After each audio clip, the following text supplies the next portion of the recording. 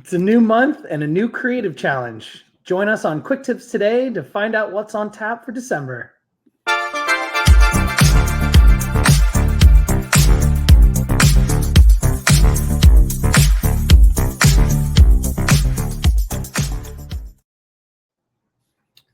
Yeah, I can't believe it's already December, to be honest with you. This year, 2024, just went. So I feel like I say that every year, but this year particularly just felt we do super say fast. that every year. I don't know. December. I mean, you must have been having fun. Yeah, I've had a lot of fun this year for sure. Yeah, no, it has been. We've had, honestly, this has been the year of creative challenges. This is our 12. No, not technically 12 because we had one that ran over like 3 months of the summer. So I think this is our 9th challenge that we've run. Yeah, we did. Exciting. We did run 2 the first month. That's true. I guess 10. Yeah. Yeah. So number 10, big number 10 to end the year, which is really exciting. It is really cool. Yeah, it is exciting to come up on the year anniversary of the launch of this program. Definitely. Yeah, the year anniversary for sure. So and I'm excited to continue them. I'm already thinking about what's coming in 2025, and I think we have some excited ones teed up for that. So it's a fun program. Yeah, it's been exciting to see how it's evolved throughout the year, and how you've done such a good job of just tying specific challenges to either some content across the spring months that we celebrate in schools, or across the summertime or in the back to school time period, and then some really fun ones that we've had here recently. And another really cool one we've got teed up today. And we're going to talk to you all about animated title sequences, which is, I think, for you and knowing you and getting to know you and your work over the last, 2 years almost now, we're coming up working together, your passion for film and your passion for education, and always trying to find the intersection of those two things. And I think this is a great example of how you've done that. You've weaved together a really cool project that you built from the Assignment Ideas Library into a creative challenge. Thank you. Yeah, this one's kind of fun. This one has a little bit of a different genesis than most assignment ideas. Generally I'm thinking about like standards and, how media making can sort of pair with standards, whether that's the ISTE standards or core content standards. This one, the inspiration for this activity came one evening when I watched the movie The Interview, with Seth Rogen. It's an absurd film with a really fascinating history too of its whole production and release and everything. I was watching that movie and the title sequence came on, and it was just like brilliant and inspiring and really just engaging visually and everything. And so I was like, oh, this is so cool. Like, I love the graphics that they did, the way they animated them. And I started kind of looking into it, reading about, the title sequence, who produced it. It was produced by Laundry Studios. I read an interview with the creative team from Laundry Studio about their creative process of creating the title sequence for that movie. And they talked about like a few different ideas that they pitched to Seth Rogen. And ultimately the one that they landed on was sort of like a play on North Korean propaganda posters. And so they took that sort of like artistic style and then, created their own graphics and animated them. And so it was like a play on, sort of social commentary. And I thought, oh, well, what a like interesting process for people, a team to go through to come up with these ideas and pitch these ideas. Like, this would be a really cool thing for kids to go through. Like, if they've studied a historical era and, in addition to studying the people and the events of that era, they're also studying the music or the culture or the aesthetic. They can sort of think critically about, okay, how would you design a title sequence to sort of provide commentary or analysis on that era. So in terms of thinking about things like creativity, collaboration, critical thinking, I thought this is an activity that would really hit on those 21st century skills.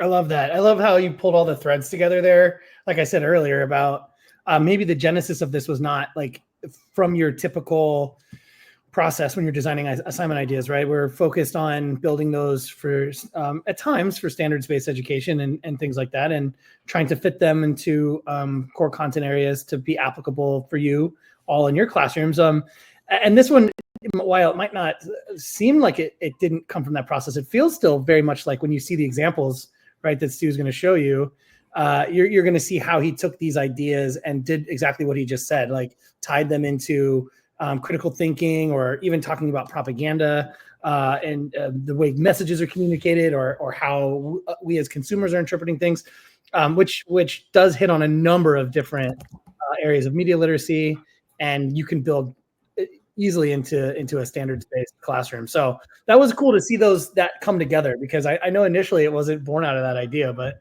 that's definitely where it feels like it ended up landing.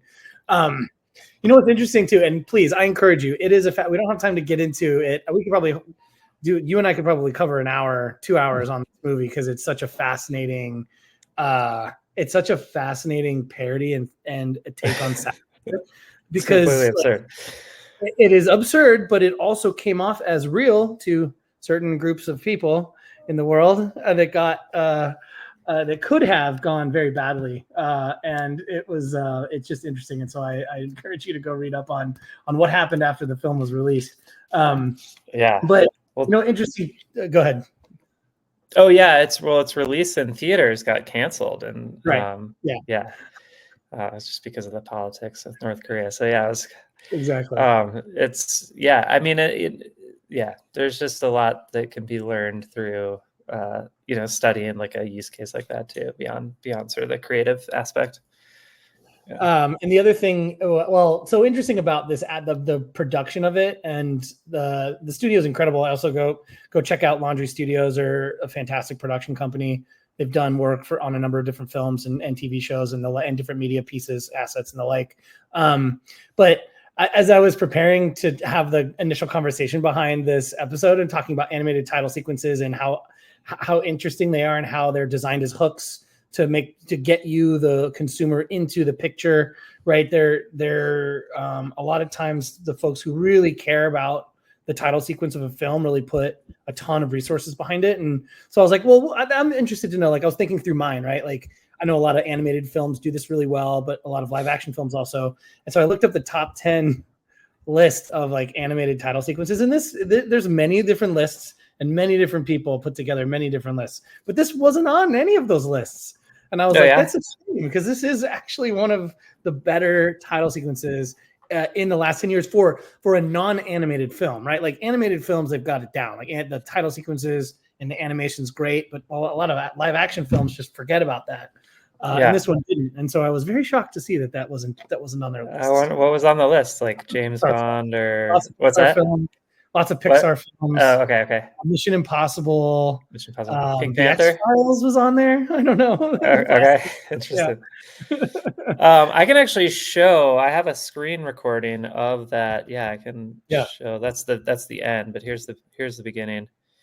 And so kind of meant to be sort of ridiculous. And then I can show the example that we came up with, kind of inspired by this title sequence and trying to sort of replicate the aesthetic. And that was the other thing for me, is I saw this and I was like, oh, I bet you could replicate this using WeVideo. And so I sort of set it as a challenge to myself to jump into the editor and see like how close I could get to replicating this title sequence that, is made by professional motion graphics artists using complex professional motion graphics software that like most K through 12 students aren't going to be using. But obviously WeVideo is designed to be intuitive and easy to learn and use, but yet is powerful editing software. And so that's what I wanted to see, is like how far I could sort of push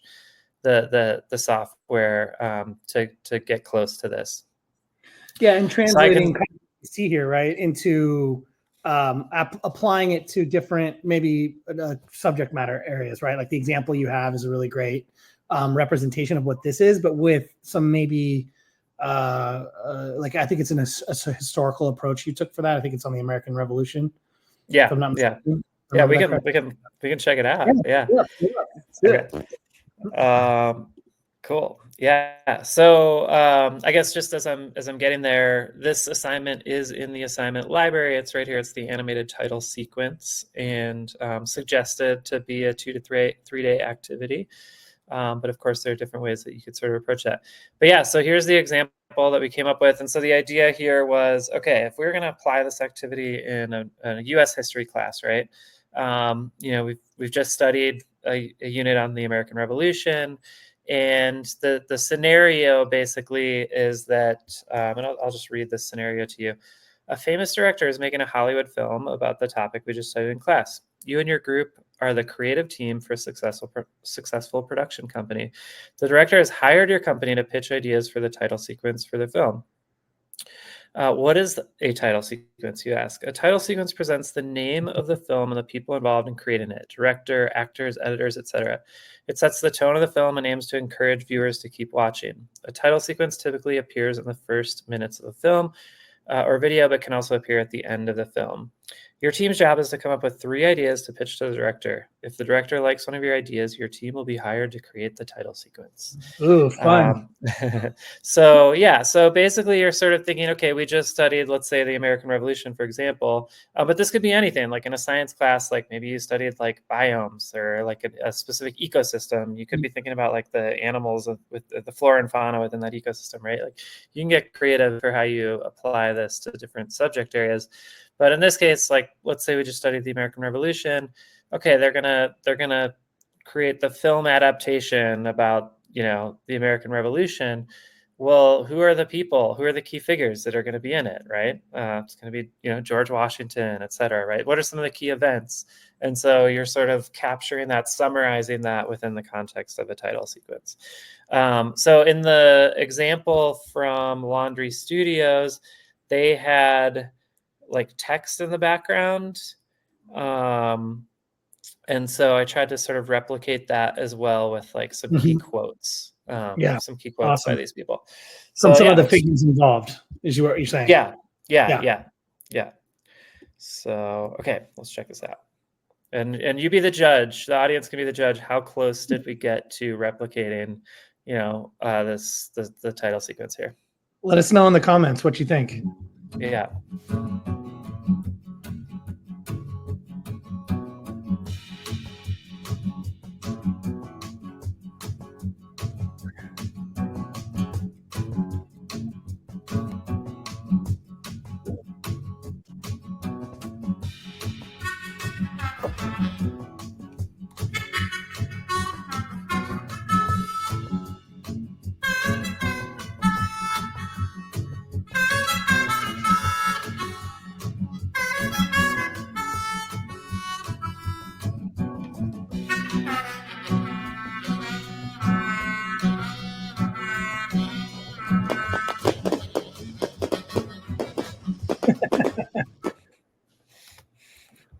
Hey man, I'm biased, but that was pretty close. That was pretty darn close, too.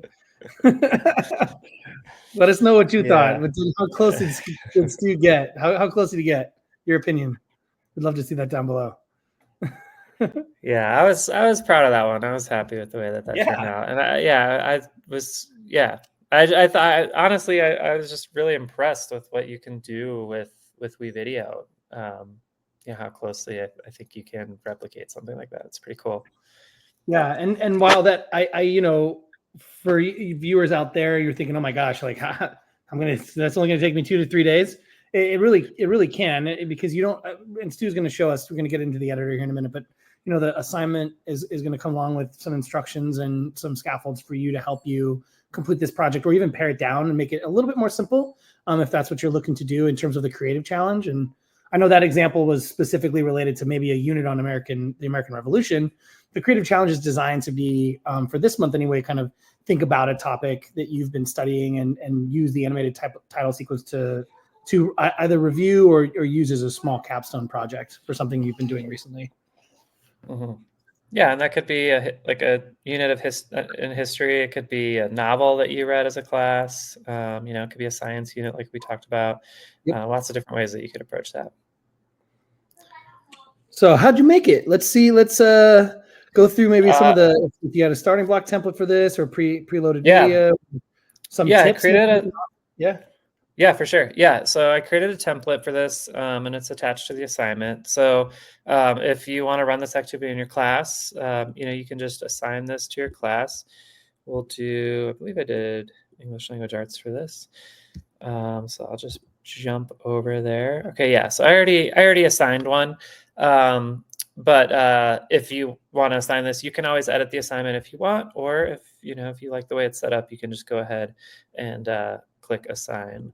So I already have one assigned, so I'm just gonna get rid of this extra one. And I'm gonna jump over to a student account. And this is sort of how students could complete that assignment. So they would just jump into their class, they'd find the assignment here, and they would jump in. And so this one, like we said, comes with a starting block or a template in the timeline. And so I'm just going to extend that out. And so this is sort of what the timeline looked like when I created the example that we just looked at. So it's basically has a bunch of different text blocks. And part of the reason for that is to create these different areas to put the quote in the background. Yeah. And I've already animated those. So you can see those are animating. So you don't have to spend the time like going through and animating everything. I've rotated everything, lined it up. So it should be pretty quick and easy if you wanted to like replicate that style to do it. The backgrounds here are set up. And then here we have just like a, what do you call that? Like it's just the gray, I don't know, The bar, background, I right? guess. Yeah, the background. Yeah, yeah, The yeah. That's background for the the gray text. Yeah. bar that goes through it, right? Yeah. To put the text in more relief than the background. Yeah. And then I believe it's been a little while since I created this, but okay, so the opacity, let me just double click on this and see if the opacity has been adjusted. Okay, it doesn't look like it. So one thing, when I created my example, I brought the opacity down on the background, on like the quotes, so that it just wasn't, it like faded into the background a little bit more. So that's something you could do. You could kind of like play around with the opacity if you wanted, just to make it more subtle. So I'll undo that. But basically the way you would use the starting block is, I would first of all, let's say you're going to use images like I did. You could just come in here. Well, you could do this two ways. So I've uploaded some images here, and a couple of these already have the backgrounds removed. So I use the site remove.bg to remove the backgrounds. It's super easy. You just upload an image.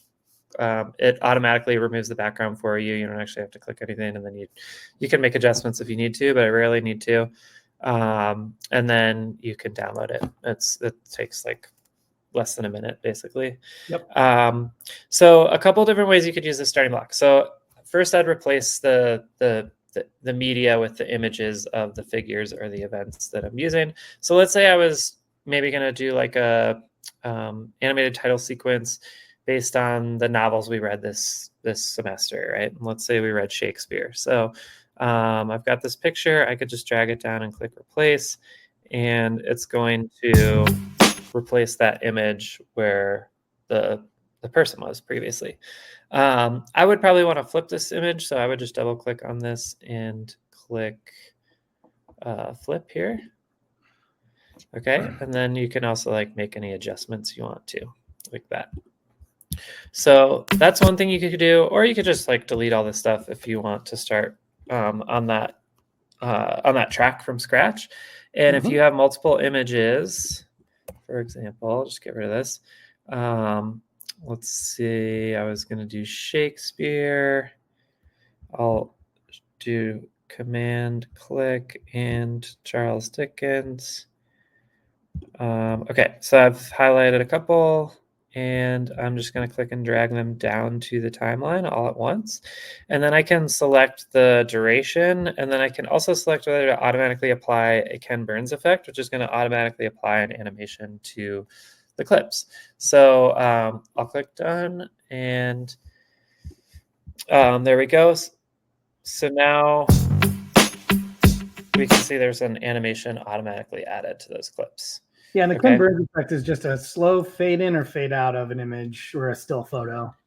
I don't know if he actually invented that, but he is definitely known mostly for it, which is why I think that it has that name. But I would be curious to investigate the origin of the actual Ken Burns effect, because I would doubt he is the originator of that effect. I don't know. Yeah, Ken Burns, if I'm slandering your name here. Maybe just made it famous. I'm gonna actually take that off because I want to do this. I want to customize this a little bit. So I'm just gonna line these images up here. Oh wait, sorry. So we've got transitions in here, just kind of transitioning between clips. So I'm just gonna throw some transitions in here, and if you highlight multiple clips and right click, you can click close gaps, and that'll move everything over. And then I can see these transitions are set up for about half a second. So I'll try to get the timing the same on those transitions.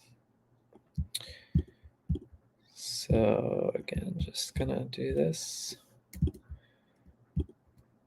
So I'm just gonna get these lined up real quick with my other clips.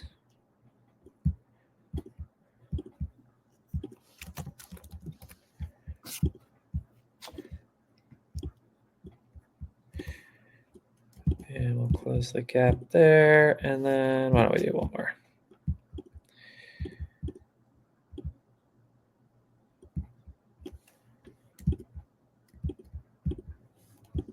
And we'll make that also 0.5.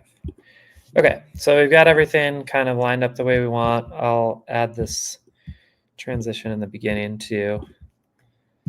Also make that 0.5.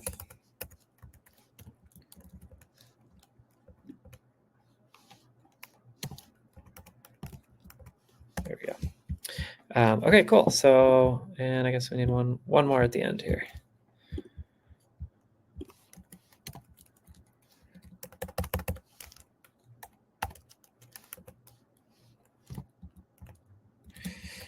Sometimes I have trouble. There we go. Okay. Okay, cool. So everything's kind of set up now for us to create this title sequence with the media that we want. So now I would just adjust this media. So if I double click on this clip, like I did before, I can flip it. I can use the preview window to adjust it. And then I can add my own custom animation. So instead of just doing like the auto animation, I'll animate this the way I want, which is really just going to be a scale increase. Just kind of a subtle thing. It would look like this.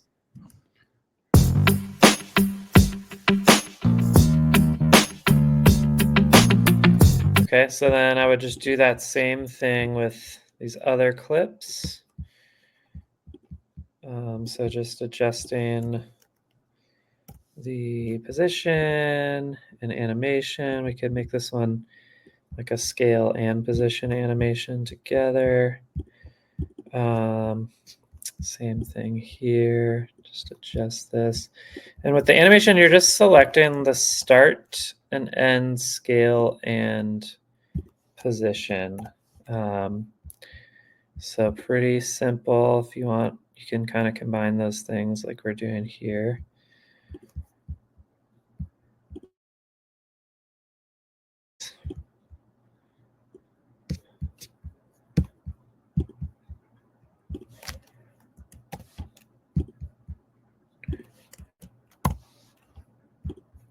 Okay, and then one more. I like this guy. Is that Dickens? Yeah, I just like this pose, you know. Kind of leaning on the side of the... at a jaunty angle, as yeah, all of the time. On the edge of the screen there. So you seem to be putting together some kind of decades or centuries of British authors. Yeah. Yeah. Could be. Yeah.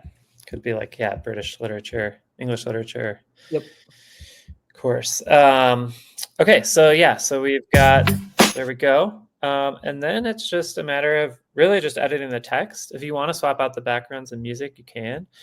So I would just start with the name. Come in here. Maybe we would just do the last name. Let's see. Yeah, that's going to be a little long, but we could bring the size down. But that's going to get pretty small. So yeah, maybe we would just do the last name. Yeah, you could also, I guess, adjust it to fit it at that size. Using the one line, maybe just pull it over a little bit. Yeah, we could. Let's see if we. Let's try that. Let's see if we can do this. So we'll just bring the size down to like 90, maybe. Maybe less.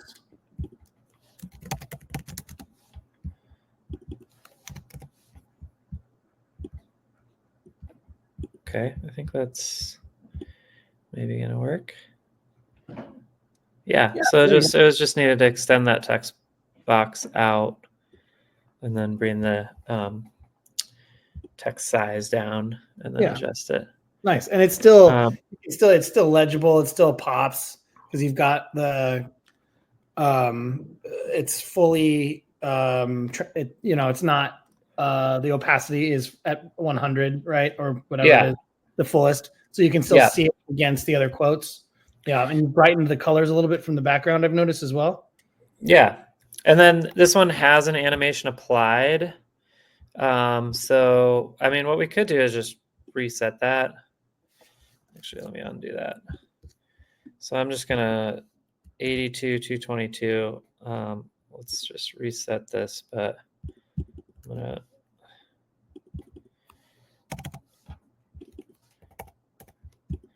just bring it back how it was, and then make that end same thing. 80, 222. Yeah, just like that. And then if we wanted to like subtly, we could just adjust the end if we wanted to kind of like subtly animate it. Yeah, that was good. Screen. Yeah. So then we'd have this. And then it would just be adding a quote. Are you able to look up a William Shakespeare quote real quick? I can. that'd be awesome. I'll while you do that, I'm gonna change out the music. What do we think for British literature? I mean, I love that beat that you have as the. You like that one? Yeah, I do like that, but I think you can maybe search to see if there's something more appropriate. I think this Renaissance revelry could be cool. Let's see where this goes.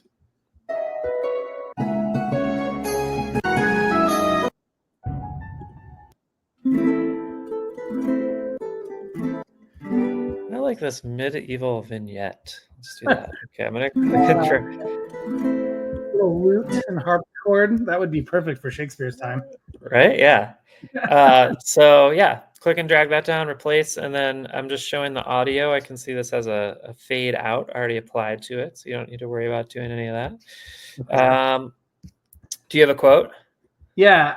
So it's interesting because I think most people know Shakespeare quotes from the written word of Shakespeare because those I feel like are written down.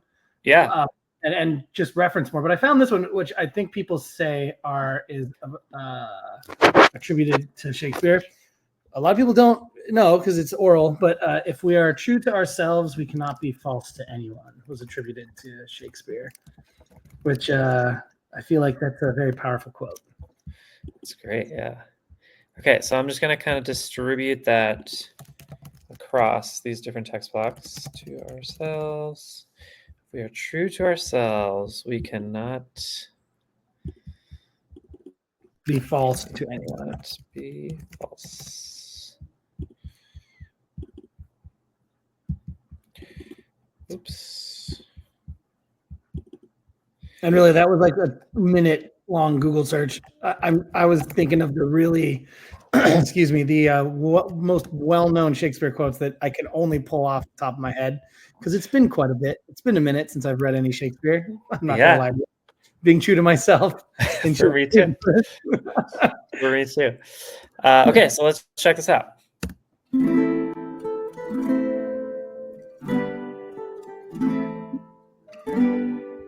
Okay, so of course, then, for each of these, we would go through, we would add the quotes, we would add the names, just editing the text, right?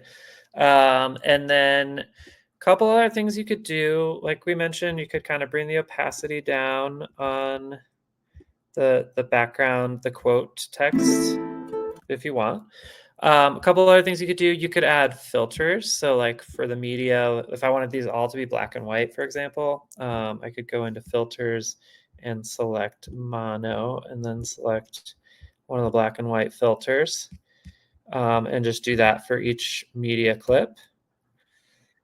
So you can kind of play around with that. You could do other filters too, like color. There's like single monocolor filters like blue, red. Those can be kind of interesting. There's vintage. If we wanted to replace the backgrounds, we could search the stock media library. I think I searched like watercolor for these ones. But you can do. Are those motion backgrounds? Yeah. Yeah. Okay. Because you could also theoretically use the solid backgrounds too and change the color gradient on that. That's another option too. But it's more interesting with the motion backgrounds, in my opinion. Right, but that's a great opportunity to highlight all these new color backgrounds that we have. And you can, and if you click into it, you have the whole color spectrum that you can get more and more finite about what color, what hex number you're using for that specific color. Yes, I wanted to show that. So you can do a different specific hex, and you can also adjust the transparency too. Yep, exactly. And you can animate those backgrounds. Yes. Yep, and that's brand new as of last month. So have fun with that. Play around with different backgrounds. It's gonna be great. Yeah, but I don't know. Colorful backgrounds, animated backgrounds. What did you say? You said motion backgrounds. Oh, that's it. The animated backgrounds are the motion backgrounds. I'm just using an old title for those. Yeah. But yeah, you can kind of get creative with like your search terms, and I don't know. Let's try this one. Yeah, there's a ton of options for backgrounds. I mean, you could build this in a whole class and not use the same background across 4 or 5 of these projects. It's true. Yeah. Lots of cool ones in there. So yeah, so that's basically those are basically the editing features that are used to create this. And then as far as like setting this up, if you were going to set this up from scratch, if you bring a text block down, this is all using just static text. You can, let me just bring the text block down.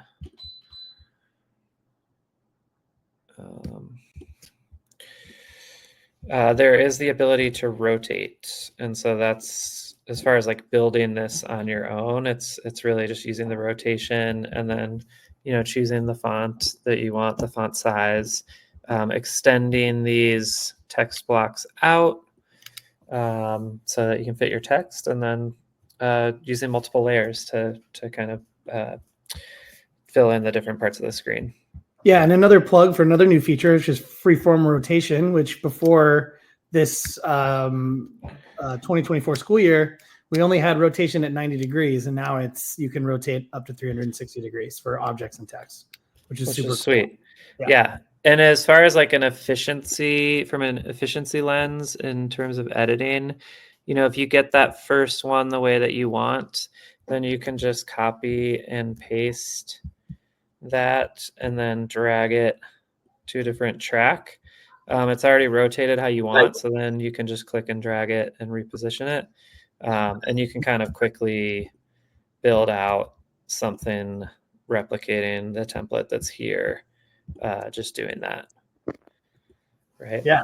So and play with it, right? And you want, this might take a little bit to acclimate students to if you are building it from scratch, but if you want something to be super simple and easy. Stu's done all the work for you to put those rotations in, put the animations in, put the backgrounds in. So if you're looking to focus on content more than editing, use this template. If you're looking to practice some editing skills through the design of your content, it's a great opportunity to start from scratch or start from specific building blocks. Maybe you are creating your own template with specific rotations and backgrounds, and then using that in an assignment for this project. So you can approach this. WeVideo has multiple layers now and how you can scaffold the media making experience, whether you want it to be quick and simple and utilize a template and the find and replace, or the replace feature, where you're finding stock media and then replacing it, or starting from scratch, or starting somewhere in between.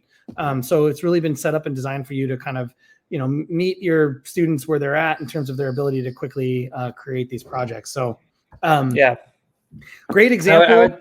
Go ahead. Yep. I would say too, just sort of coming back to the idea of like students participating in a design thinking process where they're coming up with like a prototype or an idea, and then they're pitching that to the director, right? The idea there is for them to really think critically about the aesthetic that, and design that might sort of provide commentary on the topic that they're studying. And so I think in that sense, you probably want it to be a little bit more open than using a template. So to your point, you have those options, but if you really want kids to collaborate on, generating a unique design, then maybe you want to just leave the starting block off, or they can just highlight everything, Command A on their keyboard and click delete, and the timeline is free and open for them to use from scratch. So that's a great way to provide it as an option for people to either use it or Command A, select all, delete, and then start from scratch. Yeah, absolutely. And we hope you give this a try. I think there's a lot of opportunity here to have fun as you wrap up your year, as you head towards the winter holidays, and provide your students with some creativity that you can use to review a concept or finish a project. I think your kids are really excited to create a animated title sequence. Excited. They are really, really excited to complete this challenge. I heard a Yahoo in the background. Tell them I give them 2 to 3 days to finish the title sequence. I want to see this on Thanksgiving, on December 6th or 7th. Yeah, December 6th. So that the end of the week that we're running this show. Yes, absolutely. They'll be coming through. But let me, Stu, can you share with the audience, like if you're new to Creative Challenges, this is of course something you can do and complete and keep it in your classroom, or share it with your school, but also you can submit to us. We pick a Creative Challenge winner every month, and can you share with folks how to do that? How to submit? Yeah, how would they go about submitting? If you go to wevidio.com/creative-challenges, and I'm sure Ryan will flash that URL for you all. But if you go there, you can find the current month's creative challenge listed there, posted on the 1st of every month, and the creative challenges run through the end of the month. So if you just click from that page onto the current creative challenge page, you'll find a link to the submission form. And so, you can submit students' media that way, and we review them all, and then we pick a winner at the end of each month, and we will send the winner prizes and announce it on social media. All of the winners so far, the kids have been super stoked. I've gotten responses from teachers saying, I've had a smile ear to ear on my face since getting this news. A couple days later, them replying, following up, just saying how happy they've been. So I think it's something that like really motivates kids to invest in the project and do their best work, and it's just a really fun thing for the people that win, and just to participate. Just to be able to participate in a challenge is fun for kids. Absolutely. And 2 winners that we'll announce. We're trying to do this for every Creative Challenge show. Our Creative Challenge winner from September, which was we were promoting our student certification level 1.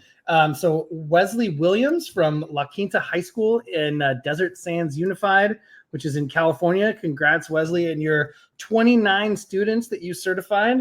And congrats on that win in September. We always appreciate if you then do give us the post on social media, whatever social media channels you're using, showing off that swag using the hashtag WeVideoCreative. So Wesley, looking forward to seeing all what your kids do in the future with those certifications, and continue to share those amazing projects with us. And then our October winner, which was our Call for Change Creative Challenge, that winner was Jennifer Geisbers from Vista Del Lago High School in Moreno Valley Unified, another California school district. So shout out California for submitting those creative challenges. Please enter. The swag is amazing. Like Stu said, it's really fun to see the students excited about the win and the swag they get, and for all the teachers that have just shown such gratitude in being selected as a winner. So please, it's not required of the challenge, of course, but we always love to see your creations. Use that hashtag WeVideoCreative to enter for your chance to win. And congrats again to Wesley and Jennifer for submitting your student work and for winning. Absolutely. And that's going to wrap us for today. So we hope again that you get out there into your classroom and dip your toe in the amazing experience that is media making with WeVideo. Try out this creative challenge. If you're new to this, these creative challenges are a perfect way to get started with media making in the classroom. Stu, this is Stu's last show of 2024. We won't see Stu again until 2025. So this is episode 15. It's been a pleasure being on the start of this journey with you. There's many more to come. We've got some guest episodes coming up. A couple of other WeVideo folks are going to jump into the co-pilot seat with me for the next couple weeks as we wrap up 2024. So we hope to see you back here with us next Tuesday. Please subscribe to the YouTube channel, give us a like, hit that notification bell. And yeah, Stu, is this, are we wrapping season 1 then? Is this my last show of season 1? Is that what we're saying? Yeah, season last show of season 1. Yes. Okay, but we're not killing my character. No. Okay, so I'll be back. No, Stu's character is coming back for season 2 in January. I talked to the writers. They promised me they wouldn't kill my character. He won't be. He'll be back with us in January.